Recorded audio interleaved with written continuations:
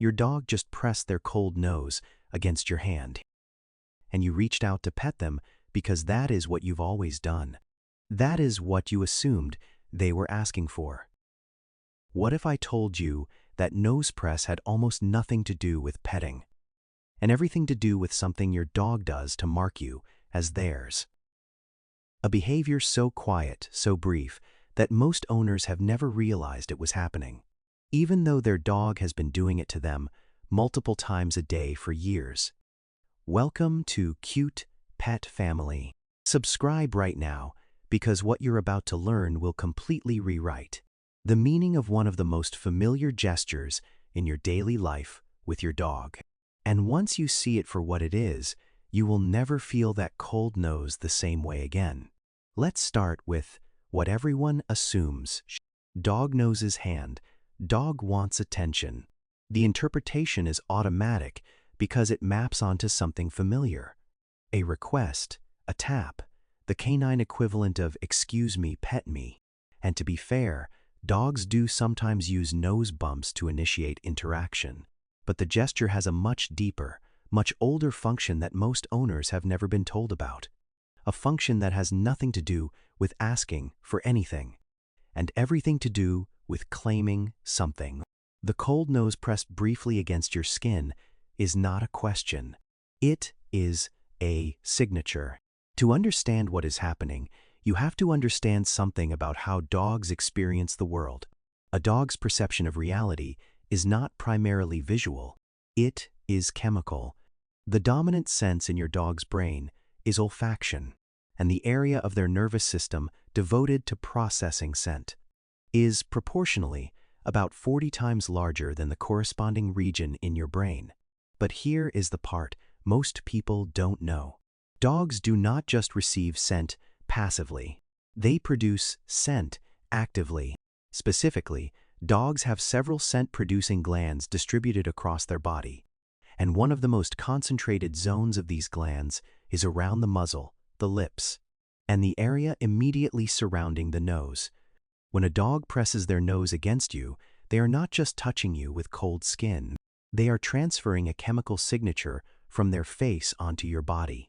A signature that contains identifying information about that specific dog. And that signature now lingers on your skin or your clothing for minutes, sometimes hours, depending on the area and the contact. This behavior has a name in canine ethology. It is called bunting when applied to face-to-body contact between dogs, and it is one of the oldest documented marking behaviors in canid social structure. Wolves do it. Foxes do it. Wild dogs do it. Domestic dogs retain it completely, and they direct it most often toward members of their family group. The function of bunting is twofold.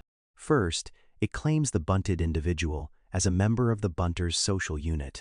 By depositing scent, the dog is in the chemical language of their species, signing the body of someone they consider part of their pack. This is mine. This is one of us. I am marking this person as inside the group. Second, bunting layers the bunter's own scent onto the recipient, which, over time, creates a shared scent profile across the entire family group. A wolf pack that has lived together for years smells like a single unit, because each member has been bunting and being bunted by every other member. The shared scent is a chemical fingerprint of group identity. Here is what most owners have never been told. Your dog has been performing this exact function on you since the day you brought them home. Every cold nose against your hand, your leg, your face, has been a deposit of identifying scent, adding to a chemical profile of you that your dog has been continuously updating. Your dog can recognize you by smell from a distance most humans cannot conceive of, but that recognition is not just because of how you naturally smell. It is because of how you smell after years of being scent marked by them. You smell like your dog. You have been chemically tagged by an animal that uses scent the way humans use writing, to record who belongs to them. Here is the science that confirms this is not metaphor.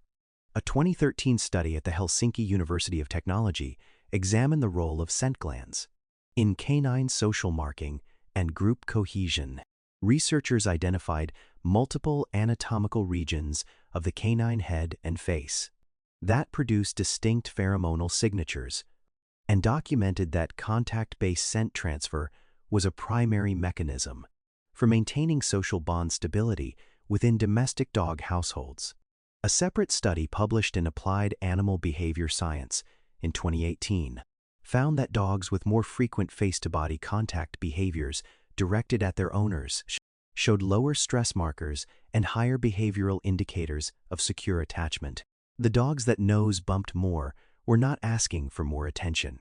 They were maintaining a more robust chemical relationship with their human, and that chemical maintenance correlated with better emotional regulation overall.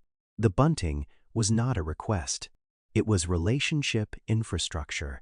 There is a second layer to this that explains why the timing of nose bumps matters.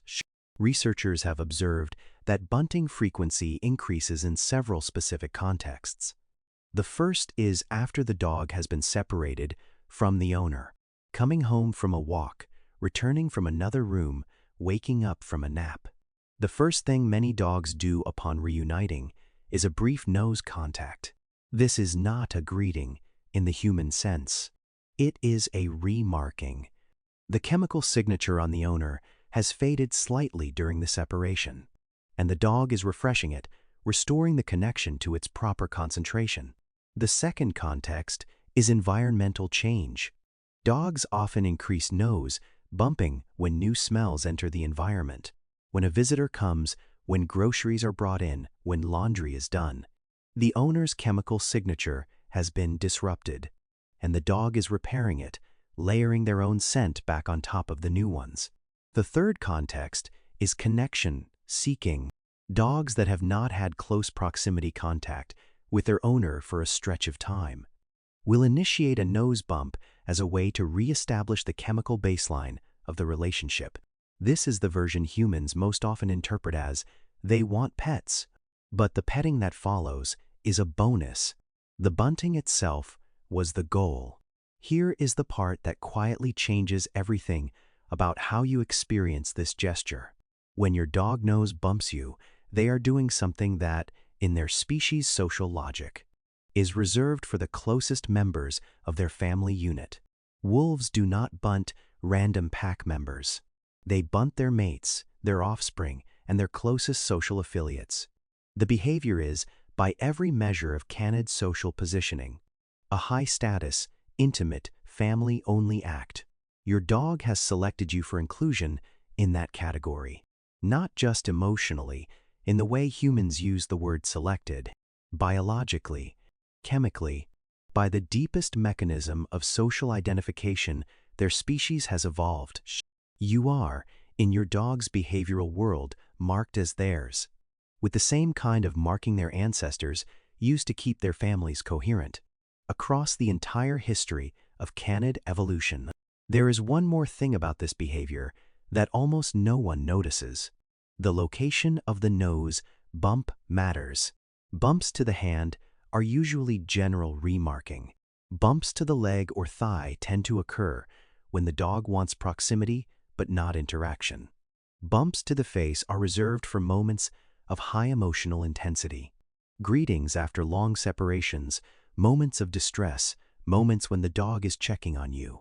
A face bump is the highest intensity version of the gesture, because the face is where the strongest concentration of scent glands is on both dogs and humans, and face-to-face contact maximizes the chemical exchange.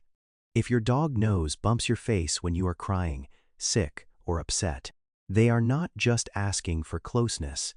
They are renewing the chemical contract, telling you in the only language they have that the bond is intact, that you are still part of their pack, that whatever is happening to you, you have not been removed from the group. So what do you do with this? The first thing is to receive the gesture as what it actually is. Not a request for petting, but a signature, a small, brief, ancient act of claim. You can still pet the dog after. The dog will not object. But understanding the meaning beneath the gesture changes the entire texture of the interaction. The second thing is to pay attention to the patterns. When does your dog nose bump most? After separations, during environmental changes, in moments of emotional intensity. Each context tells you something about what the dog is reading in their environment and how they are choosing to respond to it. The third thing is the most quietly profound. Recognize that the bumps are continuous. Every day, multiple times a day, your dog is reaching out to chemically renew the bond. Most of those reaches go unnoticed. You can finally start noticing. Not to do anything about it, just to know that the bond is being maintained every day by an animal whose nervous system has decided that you are someone whose membership in their family must never lapse. The deeper truth is this: your dog has been signing you with their scent since the day they entered your life. Their nose has touched your hand, your leg, your face thousands of times, and each touch has deposited another layer of chemical claim, a signature in a language you cannot read. But that, in their world, is one of the most permanent forms of love their species can express. You are not being asked for petting. You are being kept. Now, you can feel it. And once you do, you will never miss another one of those cold nose presses again. If this changed the way you experience your dog, share it with one person whose dog presses their cold nose against them every day, and they've never thought twice about why. Subscribe to Cute Pet Family. Every week we decode the signals your pet has been sending.